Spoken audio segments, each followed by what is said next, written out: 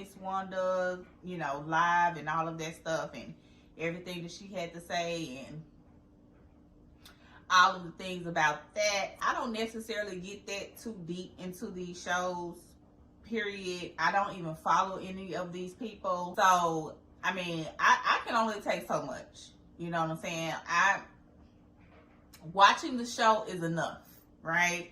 So I'm not going to look at the live and see what she had to say or what anybody else had to say or any of that, because it's just only so much that I can take, all right? And that I'm going to allow myself to take. And like I said in previous reviews, I heard about the Tisha, you know, saying that Martell, you know, was allegedly, not allegedly, like to fool around with the boys, and also the whole Martell and Coleslaw interview. I did not look at any of those. I learned from those interviews and situations and stuff that was said about each other through like the Neighborhood Talk or the Jasmine brand or the Shade Rooms. I don't watch the interviews. I don't watch when they go on Carlos or anything like that.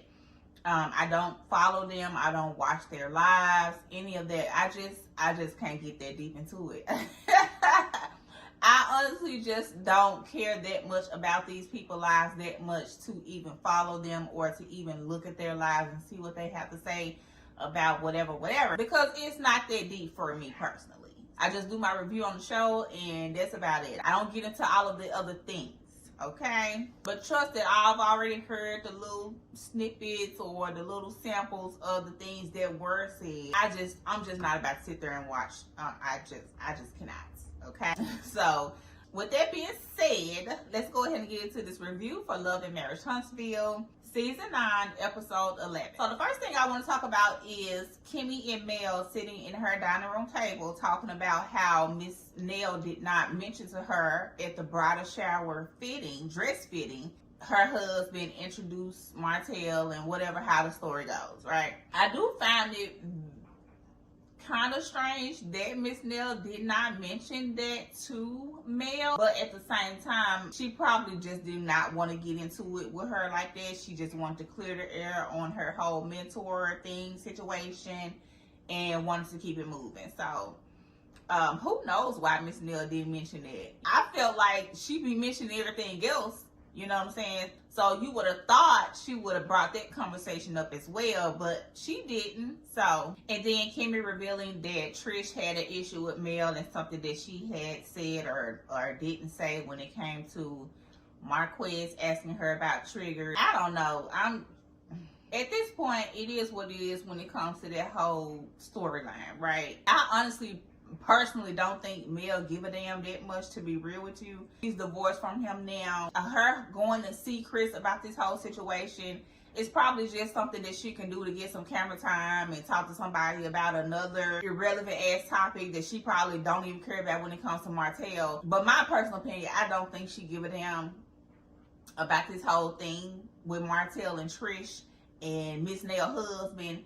I just feel like she feel like it's something good for TV, and it's also something for her to go and get some camera time with somebody on a subject or a topic that she really don't even give a damn about, to be honest. And maybe she do, you know, at the end of the day, we don't know these people. So, moving forward, moving on. Now, Martell walking in there with his 4 buttons open as well, just like his mentor, Chris. I'm like, Lord Jesus, can y'all button your shirt up? It looks so much. Anyway, we ain't gonna even get into that. Now, Destiny knew that Martell was going to come up there. I don't even know why she slick kind of even ambushed or put Tisha in that situation. You know, she's not aware or know that he or whoever is coming. It's just a thing, right? For women, we want to know, like, who are going to be there, right? Now, that may not be a thing for men, but for women, we want to know, like, okay, what mood or what type of time do I need to be on? Who going to be there? Even though that, in my opinion, change your attitude, just period. If I'm gonna come in myself, I'm gonna come in like me regardless, right? Regardless of whoever is there.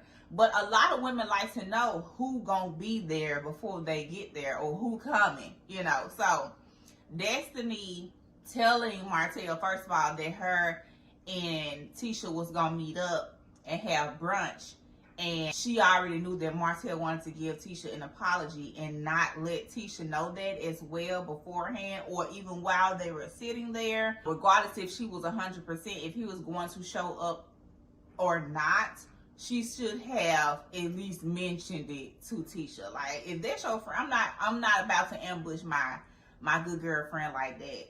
Or just anyone in general. I'm not going to ambush someone that, you know, such and such is coming up here. At least you could have let the girl know. You know what I'm saying? And this is just another situation to where I feel like Destiny likes to believe that she is a quote-unquote loyal friend, but she really ain't as loyal as she claimed to be, or that she thinks she is, because you will never do that to your friend, your real friend, right?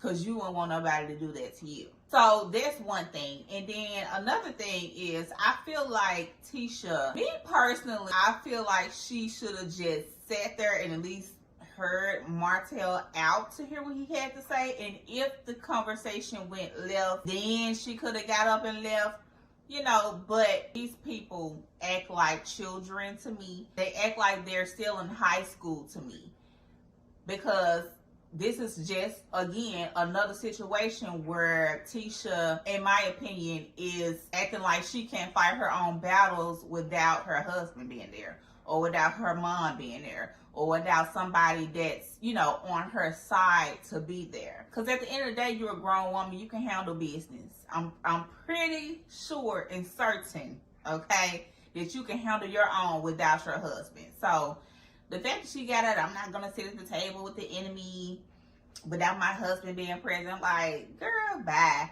You didn't even give the man a chance to even hear what he at least was coming to say. Apparently, he was coming to apologize for the whole situation that happened at Destiny last event towards you. So, I mean, it wouldn't have hurt to just sit there and just see what he had to say. So, in my opinion, it's just typical Tisha behavior. It feels like to me she does not have a voice without her backup being there, or somebody that's there with her to support her. It seems like to me that she only is ready to be, you know, rah-rah or talk back, or have a voice towards someone coming at her, is when she has somebody else there to support her, aka Kimmy, Maurice, or her mom.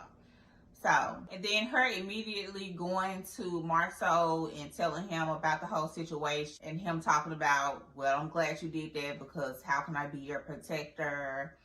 I'm like, baby, Marceau got Tisha exactly where he wants her, okay? And she just too gullible to even realize it. Anyway, you don't need anybody to protect you, ma'am. You're a grown-ass woman. Protect yourself, all right? Anyway, now it's really good to see Destiny and her dad have this whole scene where they're fishing, and how we heard the backstory of how Destiny even ended up with her father in the first place. So there was a really great, touching moment to see Destiny and her father have. So it's good to see a little piece of backstory to Destiny. Now, this whole scene with Destiny, Kimmy, and Tisha outside of Madonna's shop talking about Moses and Sonny, I peeped that Kimmy and Tisha stated that he's back in jail again. So this is not his first time being in jail. Okay. And then at the same time, Destiny was kind of shaking her head like she had already knew that he was back in jail or whatever. So, okay, I guess. And I don't know, but I don't know if y'all peeped this, but it seemed like to me that Tisha was throwing little jabs at Destiny the whole time that she was there. From the time she walked in, talking about it ain't cute now, but, and then look at you eating your humble pie. And what else she say? I'm excited about the reopening of Madonna. It's like she was throwing little jabs at Destiny here and there. I see you, Tisha girl. I peeped that. Tisha real messy too. She just subtle with her messiness. But again, like I said, over and over and over again, none of these people are friends for real. So I'm not surprised. Now, Miss Nell's husband sitting at this table with Mel talking about the whole situation. I'm glad he showed up with all of his buttons, or at least only had one open, okay? Miss Nell's husband kind of did dry snitch on Maurice and Marceau with the whole, maybe there was Maurice or Marceau. That sound more like them telling Martell to get her to sign a contract or whatever else he said. He did kind of dry snitch on Maurice and Marceau. Now, nobody is denying that Maurice, Martell, Marceau, and whoever else is included with that friend group, or was included with that friend group, had some extracurricular activities going on outside of their spouses. So this is just another example of all of them knew what all of them was doing. Now, they ain't got no concrete proof about what everybody was doing, because at that time they weren't worried about taking pictures or videos or whatever the case may be, because they were good friends, right? So, but at the end of the day, all of them know all of each other's dirt. And again, I really don't think it matters about this whole situation. I feel like Mel probably just needs some camera time with somebody or whatever. So she set up this whole meeting with Chris. But her not RSVPing before the expiration date or time was probably because Miss Nell did not tell her about the whole situation of her husband not kind of hooking Trish and Martell up or setting them up or whatever the case may be with that whole fiasco of a situation. Was probably mainly her reason for not RSVPing for their vow renewal. After her sitting down at the bridal shop to try on dresses, and they had this whole heart-to-heart moment, and you don't tell me. So I think that's more of the reason why she probably did not RSVP. Moving forward. Now, I literally thought Destiny was going to have her launching party for her shop at the shop. So I ain't gonna front. I was a little scared for a little moment. Okay, how this gonna work out, Destiny? You barely got room in here for your own self. Talking about a relaunch party, but she ended up doing it somewhere else. Looked like it was on like a rooftop of a hotel or something like that.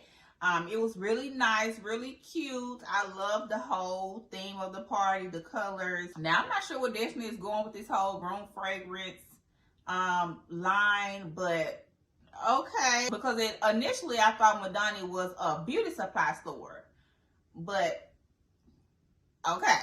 Now, Destiny looking real good in that red dress, honey. Okay, Destiny. Body was looking right. But Destiny looked real good at her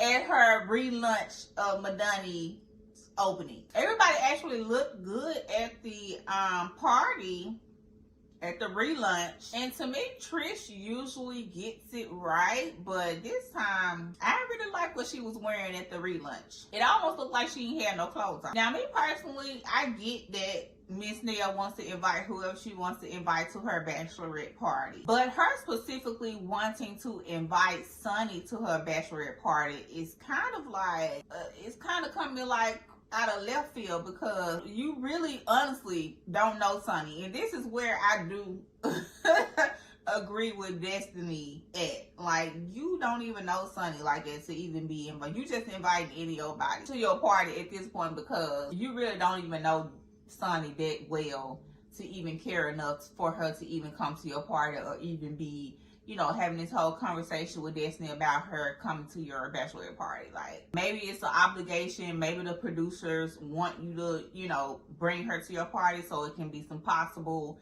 TV-worthy mess going on there with Destiny and Sonny. But I honestly don't see no other reason why Miss Nell would want Sonny at her bachelorette party. Literally. But to see if some mess gonna get started. Like Destiny said, she said her piece, and at this point, if y'all still want her to come, I am not in control of what happens at this bachelorette party.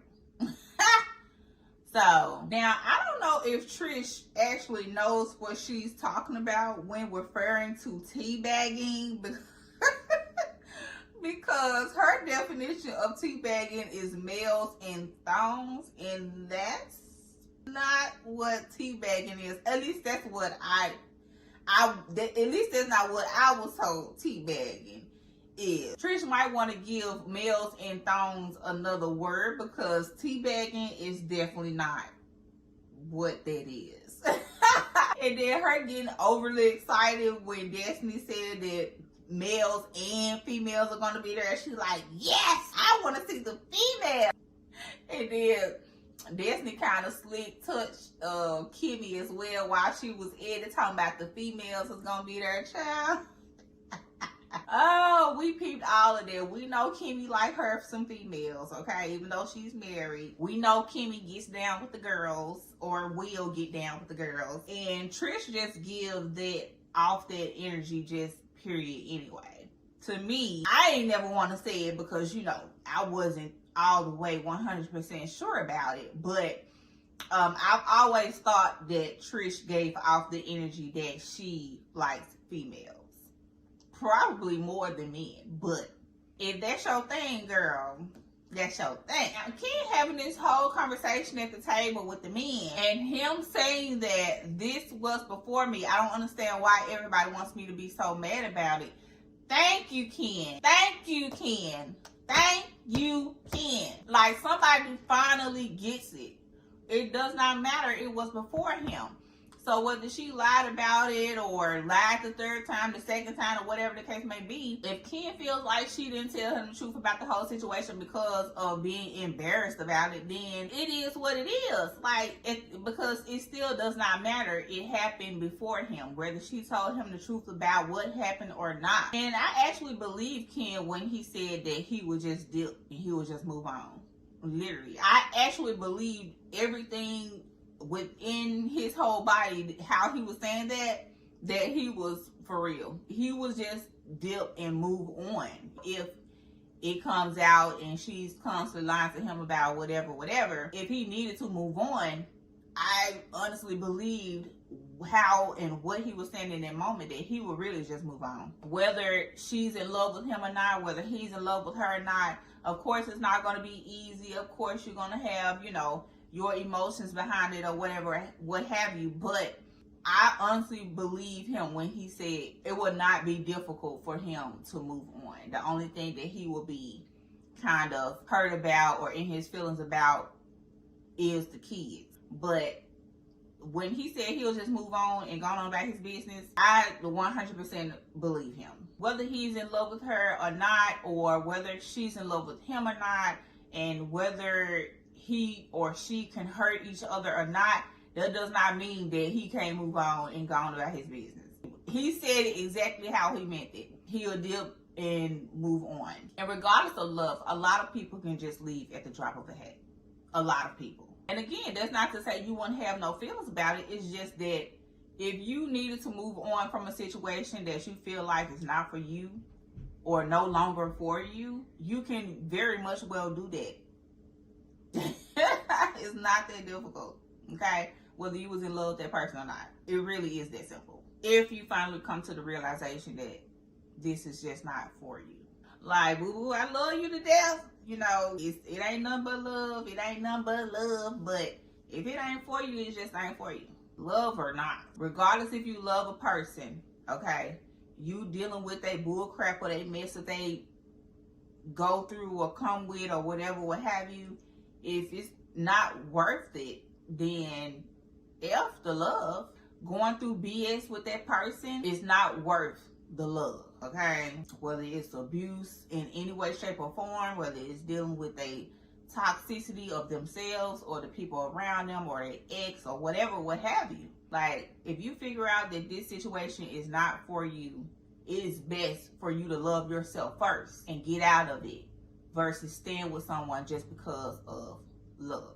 I'm sorry, but the love that I have for myself is always going to take precedence over the love that I have for someone else outside of my children. Moving forward, now this whole scene with Martell, Marceau, and Tisha sitting having their conversation. Like I said before, Marcel has Tisha exactly where he wants her. And damn, Marcel, like I said, he has this shit down to a science. He has perfected it with his spouse. Now, back to what I was saying earlier when I said Tisha needs someone to be there for her to pop out and want to, you know, go get rowdy with somebody. She has to have somebody there with her for her to actually go there and defend herself with someone, right? Because she could have very well defended herself or whatever. I don't even feel like she needed to defend herself in the previous scene because, as Martell said, he was coming to apologize. Now, if the conversation would have went left, then of course you would have, you know, got up and left, all that good jazz. So this is where I'm saying, like, she needs someone that's on her side, i.e. Kimmy, her husband or her mother, to be by her side or be there with her for her to even talk her shit. Otherwise, she wouldn't do it on her own. Just like when she was with Mel, she got up and left. You know, every situation where she does not have somebody there with her to support her or to be there on her side, where she feel like she needs someone for her to get like that, she's not going to do it. She's either going to leave or she's not going to do it at all. Every scene that we've seen Tisha pop off, quote unquote, pop off, she's always with somebody that's in support of her, whether it's her husband, her mother, or Kimmy. She could have very well had a conversation with Martell like a grown woman in the earlier scenes when he was trying to apologize to her, but she didn't. She got up and left. Now, with her sitting down here with Marcel, now she want to get all, you know, riled up or yada yada. Even though Marcel still told her to sit back and be quiet, and she fell right back in line of not having a voice. She did exactly what her husband told her to do. All right. So my point is, she could have just had this whole conversation with Martell when he first wanted to talk to her or apologize to her, whatever it was that he was going to do, or however the conversation was going to go in the earlier scene. Now you're there with your quote unquote protector, and now you can't even say shit. And then when you try to say something, he don't even want you to say nothing. Like, get the out of here. Now, Martell in this confession, dry snitching on Marcel was too funny. Now, I do get the whole him saying that the only reason why Melanie divorced him was because everybody found out about it. Everybody knew. The whole world knew. And basically saying it without saying it is she didn't want to keep getting embarrassed. Basically is the reason why she went on ahead and divorced him. Now, I can see that simply because even after the world or whatever found out about coleslaw, Mel still stayed with Martell and had another baby with him. So it wasn't until after that, her getting pregnant with him and then coleslaw getting pregnant with him, or however it went, was when she finally was like, okay, I'm going ahead and divorce him. Which, who knows if that whole situation would have happened the way that it happened now. That's really, you know, irrelevant at this point, because who knows how the situation would have happened. Maybe Melanie would have stayed with him. Maybe she would have allowed the whole situation to continue to happen, and she just, you know, looked the other way or turned a blind eye or whatever. Who knows? But, you know, we can't say that now because we're here. Maybe she would have stayed, maybe she wouldn't. Maybe it would have happened exactly how it went on TV. You know, you just never know. So that whole thing of hypothetical is irrelevant. Now, Martell saying that maybe Tisha does know, but she just doesn't want it to come out because then she's going to look stupid and then she's going to have to do something about it. I honestly feel like whether Tisha knows or she doesn't know, she's still not going to go nowhere. And if she don't know, she don't know because she don't want to know, because she's still not going to go nowhere. So at the end of the day, Tisha knows that her husband has did something. Okay, in some way, shape, or form with another woman. She knows intuitively that he has. In my opinion, she will never go nowhere and she will never do anything about it because of whatever her reasons are. I do feel that she purposely does not want to know about it or does not go prying to look for it or anything like that, because deep down inside, she don't really want to see the proof or like concrete evidence, because even with her knowing she's not going to leave him. Tisha gives me pick-me vibes. She gives me pick-me-sha. Yeah. She gives me real pick-me-sha energy. I'm sorry. You know, we can agree to disagree, but Tisha definitely gives me pick-me vibes. With her ring and all. Pick me. Now, Martell sitting up here calling Tisha. Oh, my goodness. Martell know he's wrong for sitting up here calling Tisha slow. I ain't going to say the girl slow, right? I'm just going to say she gives off pick-me-sha energy, okay? Even if she got a ring, right? It don't matter. She give off pick-me-sha vibes. Hands down. And then Marcel standing up talking about something, I'm simply better than you. Yeah, you are better than him, Marcel. You are better than him in terms of you got your wife exactly where you want her. You have this shit down to a science when it comes to what to do and what not to do, and how to move and how not to move when it comes to being married, okay? You are better than Martell when it comes to that. You definitely got you a good one. And ain't no sense in me telling you to make sure you keep that good one because she not going nowhere, no way. And you know it. This episode was better than the last two, okay? They gave us a little bit more to work with. Y'all let me know in the comments what y'all thought about this episode. Make sure you like, comment, and subscribe to the channel. And I will talk to you all on the next video. Bye!